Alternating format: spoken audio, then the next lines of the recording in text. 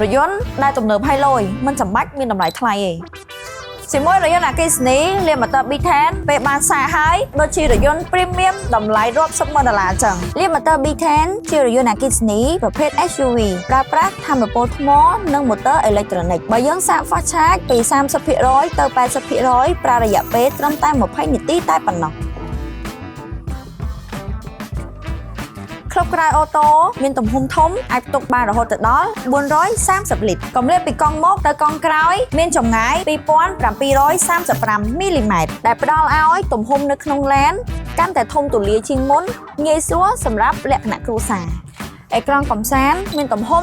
14.6 អ៊ីងដំណើរការដោយលានម៉ូទ័រ version 4.0 ដែលមានអក្សរអង់គ្លេសមកស្រាប់លើពីនេះទៅទៀតក៏មានភ្ជាប់ជាមួយនឹង wireless charge ដែលយើងអាចសាកថ្មជាមួយនឹងទូរស័ព្ទដែលអត់ប្រើប្រាស់ខ្សែបានបំពាក់មកជាមួយនឹងកាមេរ៉ា360ដឺក្រេមកស្រាប់ដែលវាផ្ដល់ភាពងាយស្រួលពេលបើកបរក្នុងក្រុងជាពិសេសពេលចូលចំណតដោយមិនចាំបាច់បារម្ភខ្លាចប៉ះពាល Premium ប៉ុណ្ណឹងអីនៅចាណាយូរទៀតហ៎បើស្រឡាញ់ចាំការទៀត